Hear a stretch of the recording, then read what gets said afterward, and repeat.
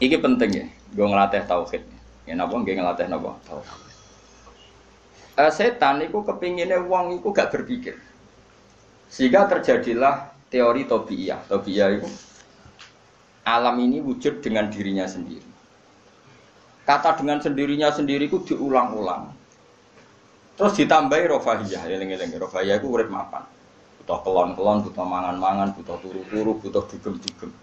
Karena orang ini sudah mendewakan hawa nafsu, sehingga kenyamanannya ya kelon, seks, turu, jagungan, semuanya seperti itu. Nah, ini yang dikritik orang tasawuf. Sebab itu awal kekafiran adalah rofahiyah, hidup poya-poya. Karena dengan poya-poya ini orang tidak pernah berpikir serius, akhirnya tidak menemukan Tuhan. Sampai akhirnya ono paham komunis, ateisme, nihilisme. Saya itu pernah ketemu orang ateisme, tanya saya gini, Pak Bah, saya ini cara berpikir ateis. Saya mau iman, kalau Anda bisa membuktikan Tuhan itu siapa? Lalu buktinya apa kalau ada Tuhan? Terus saya bilang gini, betul Anda ingin iman? Ya, katanya. Terus saya pakai teori mantek, karena saya dulu pernah belajar mantek. Kelirunya orang Islam, ini rumah tenan, memang ini serius ya ngaji. Memang syaratnya ngaji harus mengenalkan sama Allah.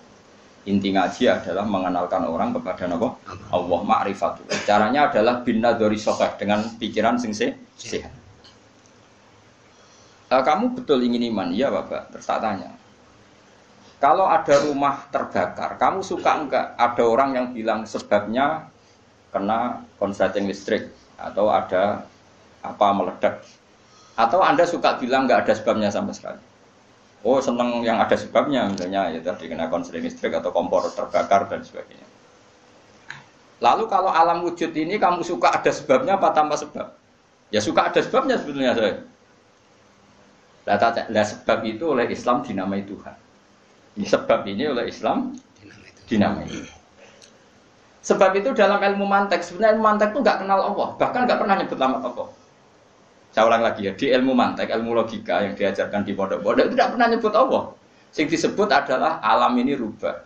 Alam ini makhluk. Kalau makhluk butuh khalik. Paham ya? Alam ini sudah akibat, musabbab. Kalau akibat berarti butuh sebab.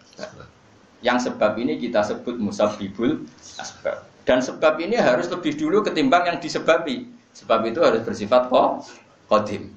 Dan kalau wujud ini butuh sebab wujud, maka wujud penyebab disebut wajib atau wujud superior atau wujud super. Kita sebut wajibil wujud. Paham ya? Sehingga wujud yang ada ini kita butuh sebab. Yaitu harus ada wujud yang superior. Kita nambahi wajibil wujud. Nah, semua itu oleh Islam disebut Allah. Ya, semua itu oleh Islam. Tapi uniknya orang itu langsung iman. Betul ya orang itu. Nah kiai-kiai tidak menerangkan gitu Bapak. Sehingga saya nyari-nyari Allah itu siapa. Mulai dulu bilang kalau Allah itu faktor alam, saya iman. Itu kelirunya kita membalik logika. Dia mau iman. Tapi dia nyaman dengan istilah Allah itu apa? Yang dikatakan Tuhan adalah penyebab dari semua ini. Mungkin Einstein bilang itu kausa prima. Mungkin orang modern bilang apa saja. Paham sih belum maksudnya? Jadi akal itu harus menemukan itu pasti gak nyebut Allah. Nah Islam yang mengatakan itu. Coba sama cek saja. Ketika Allah mengenalkan dirinya, Iqra bismi rabbikal ladzi khalaq. Allah itu zat yang menciptakan. Khalaqal insana min 'alaq. Itu gak pernah nyebut dirinya Allah. Ya Yuhanna su'budu rabbakum. Rabbakum itu siapa? Alladzi khalaqakum walladzina min qablikum. Tuhanmu itu siapa yang menciptakan kamu, yang menciptakan orang sebelum kamu. Sebagian ayat, saya, kata Allah, nyembahlah saya. Saya itu siapa? Zat yang menciptakan langit. Nah kemudian, sifat-sifat ini oleh Islam, yang punya sifat itu didamai. Tapi kelirunya kiai-kiai, kalau nerangkan langsung Allah, tentu PKI pikirannya Allah itu siapa? Padahal akal hanya punya rumus, alam ini butuh penyebab. Penyebab ini kita sebut musabbibul asbab atau kausa prima atau wajibil wujud. Yang Islam secara agama menamai itu Allah. Jangan langsung Allah mesti ditanyakan Allah itu siapa? Paham ya? Nah itu kelirunya kita. Kita juga ikut keliru dalam apa? Merekonstruksi apa? Bangunan apa tahu? Makanya di Quran tuh sering nyebutnya itu apa? Sifatnya dulu. Ini penting saya utarakan. Jadi ini penting sekali ya karena nanti sampean senajan to muridku, kalau muridnya Mbah Mun, muridnya Bapak, nanti muridnya Nabi, nanti ketemu mungkar nakir. Itu tidak bisa kecuali kamu punya kemapanan logika. Jadi taklid itu tidak bisa. Karena mungkar nakir itu kayak pegawai KPU, jadi nak takok itu tebak-tebakan. Betul. Jadi mungkar nakir itu misalnya Nabi Muhammad, dia tidak nyebut itu Nabi. Ma taqulu fi hadzal rajul. Jadi enggak ma taqulu fi hadzal. Yang diajarkan Mudin itu formalitas standar mungkin kompilasi hukum Islam apa itu sebetulnya nggak tahu saya. Kalau di Bukhari di Muslim malaikat muka nakir tanya gini, mataku fi hadzal rajul. Bagaimana komentar kamu tentang hadzal rajul? Bukan Nabi ngitang. Lelaki itu siapa?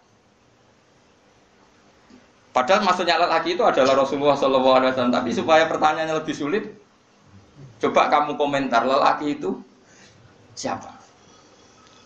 Terus di situ di Bukhari diterangkan fa'amal munafik, fa'amal murtab. Orang munafik atau murtab, orang yang ragu. Terus dia komentar, kata orang-orang sing dia nabi, makanya saya ikut-ikutan bilang dia. Itu didefinisikan, dikategorikan orang munafik. Kalau cara ngomong, saya dengar-dengar kata orang dia nabi ya, saya ikut-ikutan bilang dia. Wah itu diantem ya malaikat. Nah, terus kata Imam Bukhari di dalam riwayat. Fa'amal mu'min awil mungkin. Orang mukmin atau mungkin itu yang keyakinannya benar. Karena rawinya syak ya biasalah dalam ilmu hadis seperti itu. Fayaqulu huwa Muhammadun ja'ana bil bayyinati wal huda. Fa'amanna bihi wa saddaqnahu. Kata-kata bil bayyinah. Orang itu adalah Muhammad. Dia nabi yang datang ke kita bil bayyinat dengan bukti yang begitu jelas. Maknanya bayyinat wal huda dan membawa petunjuk. Misalnya begini, ini yang saya alami. Kamu boleh copy paste, boleh ngeblat pikiran saya, tapi saya tidak menjamin mungkar nakir meng-ACC karena syaratnya harus dari pikirannya sendiri. Tapi kita warai kerpean ya, loh. Misalnya begini, ini saya dan saya tanggung jawab sampai ketemu Allah. Aku roh Kanjeng Nabi nak nabi ku mergo ajaran salat. Saya loh. Meskipun saya tentu sudah iman dengan barokahnya Quran, hadis, guru-guru kita sudah iman. Tapi aku roh nabi nak nabi tenan itu gara-gara salat. Yaitu Nabi ngendikan as-sholatu imaduddin, sholat itu cagai aku. Coba kalau dia seorang raja, ngapain menjadikan orang dikon sujud ning pangeran, dikon rukuk, dikon happy mek pangeran. Itu satu, as-sholatu imaduddin. Terus Nabi ku mati-matian. Nah ana sahabat gak sholat jamaah. Iku jare Nabi sekali-kali wong tak kon ngimami santri, aku gak ngimami. Ape moro mae wong-wong sing ora sholat apa? Jamaah tak obonge, Mas. Itu dua. Tiga, Nabi itu ketika perang itu kondisi paling emergen, ikut tetap sholat. Bahkan Nabi saking senengnya sholat itu nak lungo, kok sholat sunat, iku ainama tawajjah dwi rohilatu, kadang madem ngetan, madem ngulon, sementing iso sholat. Terus Nabi nak muji sholat itu sundul langit, saking muji ini sundul langit, wajulat kurrotu aini fi sholat, aku ayam nak wes sholat. Sifat ini sifat raja apa sifat orang yang dekat Allah? Itu pasti nubuah, gak mungkin orang akal sehat. Misalnya orang ingin jadi presiden, kepinginnya ya suworo, kepingin jadi rojo, kepinginnya monarki anak turunnya jadi. Ini ndak itu semua. Gak mungkin kalau gak nabi kok orang punya berpikir sholat itu, paham? Dong teman. Jadi gak mungkin ide sholat itu kalau gak keluar dari seorang nabi. Dan itu dibuktikan perang ya sholat, bahkan beliau mewajibkan angger wong ijo nyawane wajib. Raiso ngadeg luguh, raiso luguh, laya-laya, raiso mengkas-mengkis lah, sholat ning atine.